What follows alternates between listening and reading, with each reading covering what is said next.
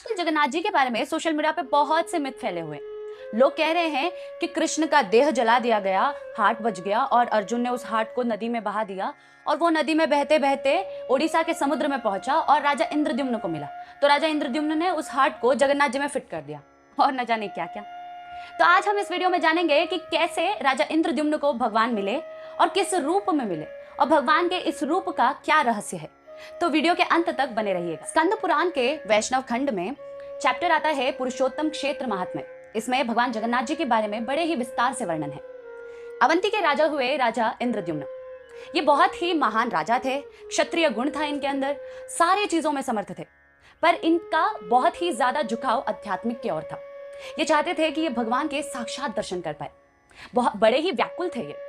तब राजा इंद्रद्युम्न महान ब्राह्मणों को, साधु गणों को, विद्वान पंडितों का सभा बुलाते हैं और उनसे अपनी व्याकुलता प्रकट करते हुए कहते हैं कि ऐसा कोई स्थान मुझे बताइए जहां भगवान के मुझे साक्षात दर्शन हो सके। तो सभा में भ्रमण करने वाले साधु थे, वो खड़े होते हैं और कहते हैं कि हे राजन, मैं एक ऐसे स्थान के बारे में जानता हूँ, मैंने बचपन से सुना है कि वो जो जगह है वहां पे साक्षात नील माधव लक्ष्मी जी के साथ विराजमान है। ये स्थान जो है भारत के ईशान्य भाग के जो समुद्र है उसके तट पर रोहिणी कुंड नील पर्वत में स्थित है। कहा जाता है कि यहाँ पे देवी देवताएं रात को प्रकट होते हैं, अपने जो लोक है वहां से फूल और व्यंजन भगवान के लिए लाते हैं, वहां पे अर्पण करते हैं, पूजा करते हैं। मैं चाहता हूं कि तुम वहां पर जाओ और भगवान के साक्षात दर्शन करो। वर्णन सुनकर राजा आश्चर्यचकित हो जाते हैं कि इस पृथ्वी पर ऐसा भी स्थान है जहां जाकर भगवान के साक्षात दर्शन हो सकते हैं। राजा बड़े ही प्रसन्न होते हैं और अपने मंत्री विद्यापति को बुलाते हैं और उसे आज्ञा देते हैं कि इस साधुगण ने जैसे इन्होंने बताया है उस स्थान पर जाए और उस स्थान की खोज की जाए। राजा का आज्ञा मानकर विद्यापति बड़े ही प्रसन्नता के साथ निकलते हैं। बहुत दिन लगते हैं वहां उस स्थान पर पहुंचने के लिए। जब विद्यापति उस सागर के तट पर पहुंचते हैं तब वे देखते हैं कि वहां पे नील पर्वत उनको नजर आता है, बट उन्हें नहीं पता होता है कि उन्हें जाना कैसे है नील माधव भगवान के पास। वो बहुत ही निर्जन जगह थी, पर वहां पे शबर जो ट्राइबल कम्युनिटी है, शबर जाति के लोग उन्हें दिखते हैं और वे उनसे पूछते हैं कि मैं यहाँ पर नील माधव के दर्शन के लिए आया हूँ, कृपया कर मेरी सहायता करे और मुझे दर्शन दिलाए। तो वहां के जो शबर जात के जो प्रामुख्य थे वो आते हैं, विश्ववासु जी उनका नाम था, और वो आते हैं और वो पूछते हैं कि आप कहाँ से आए हैं। तब वो बताते हैं विद्यापति कि ऐसे मैं राजा इंद्रद्युम्न का सेवक हूँ और उनके ही आज्ञा से मैं यहाँ पे आया हूँ। तब विश्ववासु जी विद्यापति जी का स्वागत करते हैं और कहते हैं आप बहुत दूर से आए हैं, आप विराजमान होइए, थोड़ा सा आप आराम कीजिए, और भगवान का उनको प्रसाद देते हैं। प्रसाद देकर विद्यापति चौंक जाते हैं और कहते हैं कि आप ऐसे निर्जन जंगल में इतने सारे व्यंजन आप कैसे तैयार करते हैं। तब विश्ववासु जी बताते हैं कि ये व्यंजन सारे हमने नहीं, रात को देवी देवताएं प्रकट होती हैं, इंद्र चंद्र वरुण सारे देवी देवताएं अपने ही लोकों से फूल गार्लैंड और भगवान के लिए विविध विविध व्यंजन बनाकर लाते हैं और ये सारा कुछ नील माधव जी को ऑफर करते हैं और रात भर पूजा करते हैं।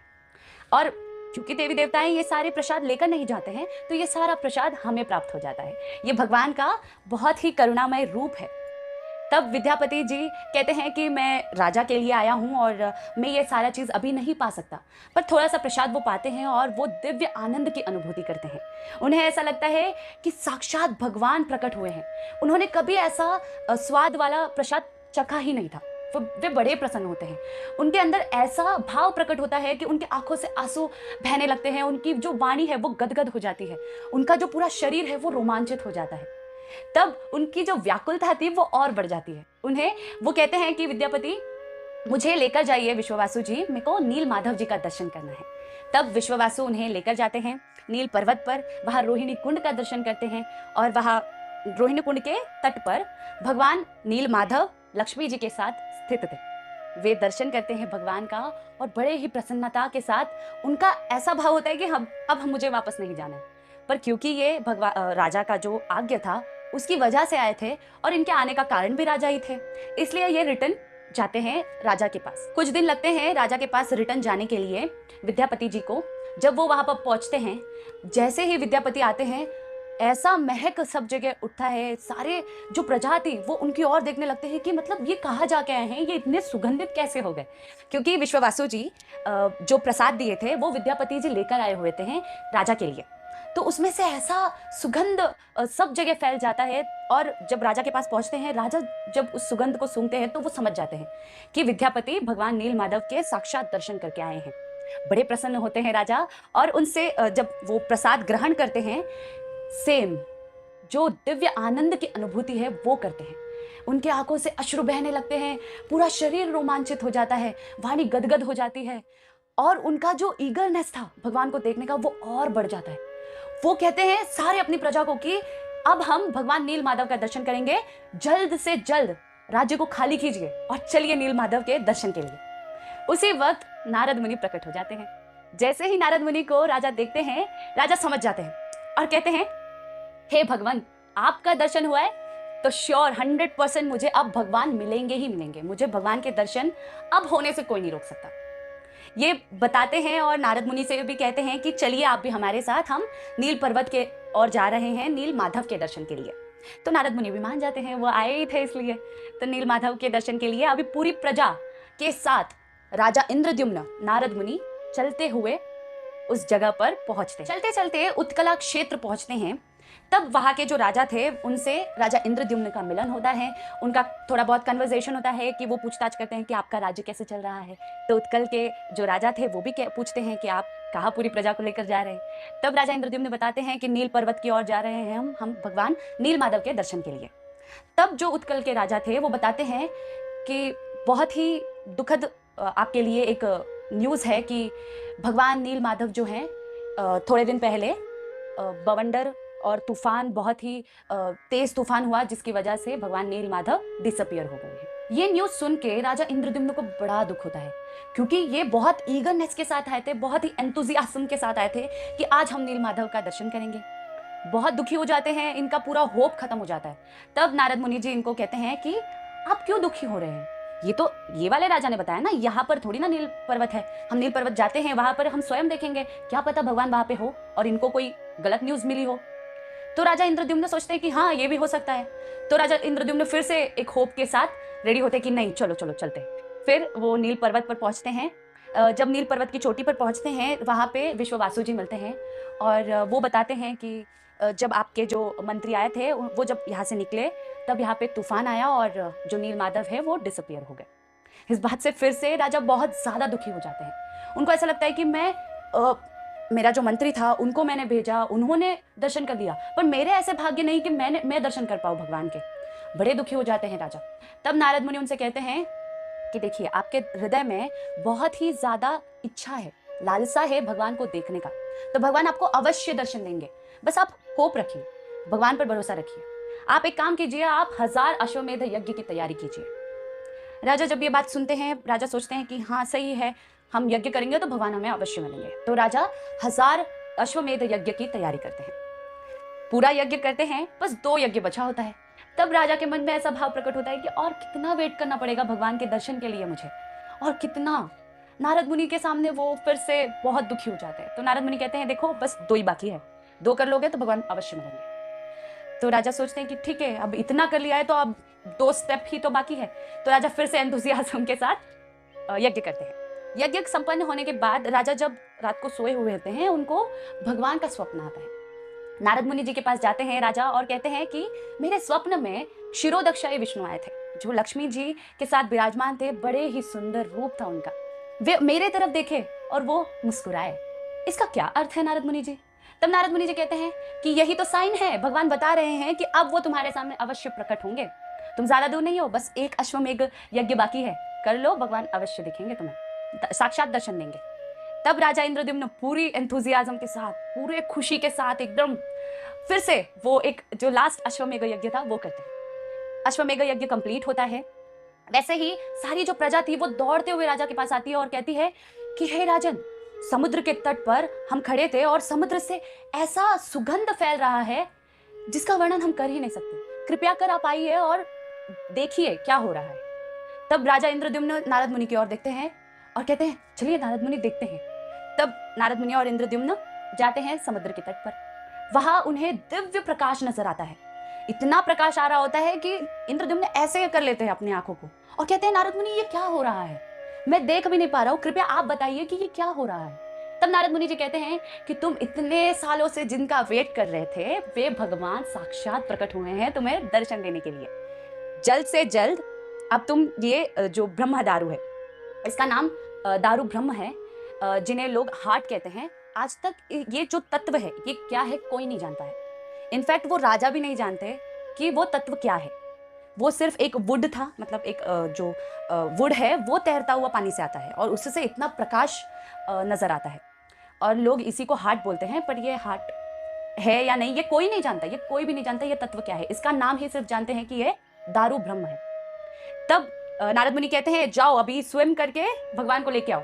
तो बहुत ही ईगरनेस के साथ राजा बहुत ही खुशी के साथ पानी में स्विम करते हैं और वो ना वुड को पकड़ते हैं। तो इसी को स्नान यात्रा के रूप में, स्नान यात्रा जो होता है इसी दिन मनाया जाता है।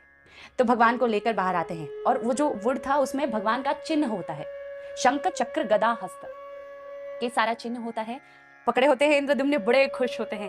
तब राजा पूछते हैं नारद मुनि को कि अब क्या करना है। तो नारद मुनि आसपास देखते हैं और कहते हैं एक व्यक्ति खड़ा होता है वहाँ पे, एक बूढ़ा व्यक्ति जो ऐसे खड़ा है। तो नारद मुनि कहते हैं ये जो वुड है ये उनको दो। तो राजा उनकी तरफ देखते हैं और कहते हैं आप ये क्या कह रहे हैं, मैं उनको दे दूँ? हाँ हाँ दे दो।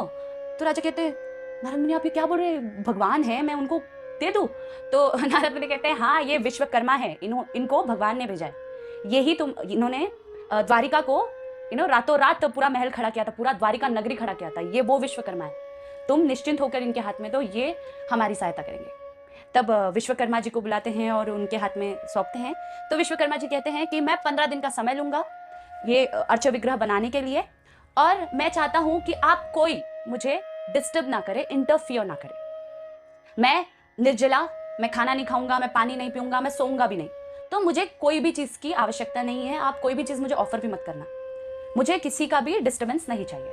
यदि कोई डिस्टर्ब करेगा, कोई भी अगर मुझे इंटरफियर करेगा तो मैं अपना काम वही के वही छोड़ दूंगा। तो राजा मान जाते हैं, राजा बड़े खुश होते हैं। वो कहते हैं कि ठीक है 15 दिन, हाँ ले लो कर दो बस। तो फिर बाद में प्रयोगशाला रचाई जाती है। फिर बाद में वहां पे जो विश्वकर्मा जी थे वो अंदर जाते हैं और डोर क्लोज हो जाता है।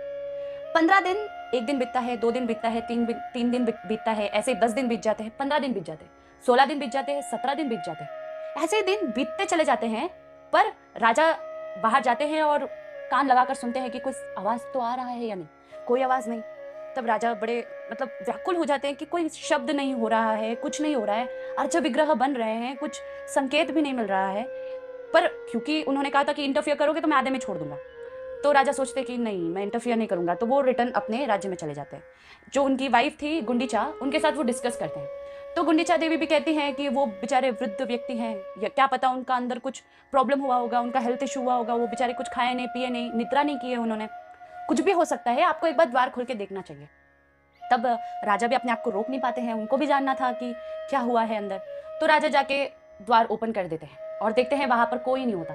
वहां पे सिर्फ 3 डीटी है भगवान के और वो अनफिनिश्ड है। अब राजा फिर से इतने दुखी हो जाते हैं, उनके मन में इतना दर्द दुख पैदा होता है, वो रोने लग जाते हैं। और वहां पे नारद मुनि आ जाते हैं। नारद मुनि को कहते हैं कि हे भगवान, मैंने कितना कुछ किया, मैं कितना वेट किया भगवान के दर्शन के लिए, आज मुझे इंटरफियर नहीं करना चाहिए था, मैं नहीं रोक पाया अपने आप को और मैं इंटरफियर कर गया और भगवान अनफिनिश्ड है, मुझे फिर भी दर्शन नहीं मिला। जब नील माधव के दर्शन करने गए तो नील माधव डिसअपियर हो गए। आज नीलबदम फिर से कोई अनफिनिश्ड है भगवान, पता नहीं मैंने ऐसा क्या किया है कि मैं इतना सब देख रहा हूं। तब नारद मुनि जी कहते हैं कि राजा शांत हो जाओ, ये जो तुम 3 डेटी देख रहे हो ना, यही भगवान रूप तुम्हें दिखाना चाहते हैं। शौक हो जाते हैं इंद्रद्युम्न कि ये क्या कह रहे हो। नारद मुनि कहते हैं हाँ, ये जो रूप जो तुम देख रहे हो ना, ये भगवान का प्रेममय स्वरूप है, इसका दर्शन आज तक किसी ने नहीं किया। मैं तुम्हें भगवान का एक पास टाइम, भगवान श्री कृष्ण जब द्वारिका में थे तब उनकी जो वाइफ थी 16,108 बीवियां, उन सब के होते हुए उन सब का जो सेवा था भगवान ले रहे थे, परंतु फिर भी भगवान सोते सोते कहते हे गोपी, हे राधा, ऐसे छींकते थे, कहते थे, कभी गोपाओं का नाम लेते थे, अपने दोस्तों का नाम लेते थे, हे मधुमंगल ऐसे नाम लेते थे, कभी गायों का नाम लेते थे। भगवान रोते थे। कभी भगवान ऐसे कृष्ण के रूप में खड़े हैं, क्योंकि द्वारका में जब भगवान थे, भगवान राजा थे, तो कभी कृष्ण के जैसे नहीं खड़े होते थे, तो जो कृष्ण की वाइफ्स थी वो देखती थी और उनको समझ ही नहीं आता था कि ये वृंदावन क्या है। वृंदावन में जो गोपियां हैं, जो कृष्ण के दोस्त हैं, इनके जो माताएं हैं, ये क्या भाव था जो भगवान आज इतने ऐश्वर्यमय रूप में होते हुए भी, इतना ऐश्वर्य होते हुए भी, इतनी सारी हम पत्नियां हैं हमारे होते हुए भी, भगवान क्यों उन लोगों को याद करते हैं? ऐसा क्या है वृंदावन में? रानियां जेन्युइनली जानना चाहती थी कि भगवान क्यों दुखी हैं। ऐसा क्या है कि भगवान इतने दुखी हैं? कभी यशोदा का नाम लेते हुए रोते हैं, कभी नंद महाराज का नाम लेते हुए रोते हैं। भगवान वृंदावन का नाम रटते रहते हैं अपने हाथ मुंह से, और राधा नाम लेते रहते हैं। ये कौन है राधा? ऐसा क्या भाव है? ये जानना चाहते थे। तब रानियां जब बैठकर डिस्कस कर रही होती हैं तो उनको वो जानती थी कि जो बलराम की जो माता हैं, माता रोहिणी जी, ये अकेली ऐसी मतलब व्यक्ति है जिन्होंने ब्रज लीला भी देखा है और यहाँ पर मथुरा लीला भी देखा है और द्वारका लीला भी वो देख ही रही हैं। तो ये सारी रानियां जाती हैं माता रोहिणी के पास, और क्योंकि देवकी माता भी जानना चाहती थी कि कृष्ण को ऐसा क्या प्रेम मिल रहा है यशोदा मैया से जो मुझसे नहीं मिला। जो मैं कुछ बनाती हूँ, मैं कुछ देती हूँ, तब कृष्ण बस यशोदा को याद करते हैं। तो माता देवकी भी जानना चाहती थी कि ऐसा क्या भाव है। तो माता और जो हमारी सुभद्रा माई हैं, जो भगवान की बहन है, वो और ये सारी रानियां जाती हैं रोहिणी माता के पास और प्लीज करती हैं कि आप हमें प्लीज बताइए कि भगवान ऐसा क्या था वहां पे जो आज भी याद करते हैं। आज भी भगवान रोते हैं, उनके जो पिलो है वो पूरा भीग जाता है, भगवान इतने अश्रु बहाते हैं। तब माता रोहिणी कहती हैं कि मुझे बताने में तो कोई दिक्कत नहीं है, मैं बता तो दूंगी, पर तुम लोगों को एश्योर करना पड़ेगा कि ये जो मैं लीला बताऊंगी वो कृष्ण और बलराम नहीं सुनने चाहिए। यदि गलती से भी वे सुन लेंगे तो वो एक क्षण के लिए भी यहाँ पे नहीं रुकेंगे, वो द्वारिका से सीधा नंगे पैर दौड़ेंगे वृंदावन और वापस लौटकर कभी नहीं आएंगे। तो आप लोग सोच लीजिए। तो सारी रानियां सोचती हैं और कहती हैं सुभद्रा माई को कि आप एक काम कीजिए, आप द्वार पर खड़ी रहिए, आप अपने भाइयों को रोकिएगा, कोई भी यदि आए तो आप हमें संकेत कर दीजिए, तो हम पूरा वाइंड अप कर देंगे, कथा नहीं होगी और हम हमारे अपने अपने महल में चले जाएंगे। तो सारा प्लान होता है और रोहिणी माता कहती है ठीक है। तो सुभद्रा माई भी जाती है और द्वार पर ऐसे दोनों हाथ ऐसे फैलाकर खड़ी हो जाती है कि अब कोई भी आए मैं रोक लूंगी और मैं बता दूंगी। तो खड़ी होती है क्योंकि जो माता सुभद्रा माई थी उनको भी जानना था कि ऐसा क्या हुआ, क्योंकि वो भी नहीं जानती थी ब्रजलीला, तो उनका भी बड़ा मतलब इच्छा था। तब रोहिणी माता बैठती हैं, सारी गोपियां मतलब जो रानियां हैं सारी बैठती हैं, फिर माता शुरू करती है कि कैसे राधा रानी प्रेम करती थी, कैसे गोपाओं के साथ भगवान खेलते थे, कैसे कोई मानता ही नहीं था कि भगवान भगवान है।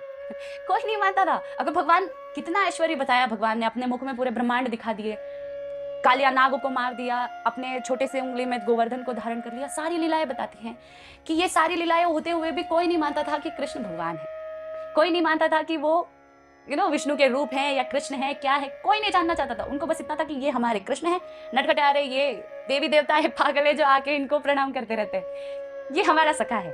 तो ये भाव था। और रानी जो गोपियां थी उनको बस ये था कि ये हमारे प्राणपति है, हम और कुछ नहीं जानते। यशोदा मैया को कोई कह देता कि ये तुम्हारा पुत्र भगवान है, वो यकीन नहीं करती। वो कहती कि क्या बात कर रही हो, ये डर के मारे बिल्ली को देख के डरता है तो मेरे गोद में आके छुप जाता है, ये काहे का भगवान है, ये तो मेरा पुत्र है। तो ये भाव था, ये सारी भाव बताती है। और अंत में राधा रानी का जो भाव है, जो प्रेम है कृष्ण के लिए, जो विरह वेदना है, ये बताती है। जैसे जैसे ये कथा चल रही होती है, जो सुभद्रा माई ऐसे खड़ी थी, उनके आंख मतलब इतनी खुशी, इतना पूरा जो बॉडी है, शरीर में अष्टविकार पैदा हो जाता है। आंखें इतनी बड़ी बड़ी हो जाती है, इतनी बड़ी बड़ी ऐसे, और जो स्माइल है वो यहाँ तक जैसे मानो कान को टच हो रहा है, इतनी बड़ी स्माइल, कान अंदर चले गए, दोनों हाथ अंदर चले गए, दोनों पैर अंदर चले गए। ऐसा भाव उमड़ा कि इतने प्रेम के अनुभूति कर रहे थे कि सब कुछ अंदर चला गया और वो एकदम मूर्तिमान समान खड़ी है और बड़ी बड़ी आंखों में। और उसने ध्यान ही नहीं दिया कि कृष्ण आए, कौन आए, उसको पता ही नहीं हुआ। तो बस कथा ऐसा उन्होंने सुना, वो इतनी भाव विभोर हो गई कि वो भूल गई सब कुछ, और वो उनमें अष्टविकार रूप नजर आया। तब उस वक्त कृष्ण और बलराम भी वहां पे आए थे और उनका भी यही हाल था। कृष्ण और बलराम जी ने जब खुद की कथा सुनी तो उनके भी आंख इतने बड़े बड़े हो गए, पलके नहीं झपक रहे हैं भगवान के। भगवान इतने संतुष्ट, ऐसे आनंद की अनुभूति कर रहे हैं कि भगवान का स्माइल इतना बड़ा बड़ा हो गया, कान अंदर चला गया, हाथ मानो अंदर जा रहे हैं, बाहर आ रहे हैं, बाहर जा रहे हैं, अंदर आ रहे हैं, पैर पूरे अंदर चले गए। भगवान इस रूप में आ गए।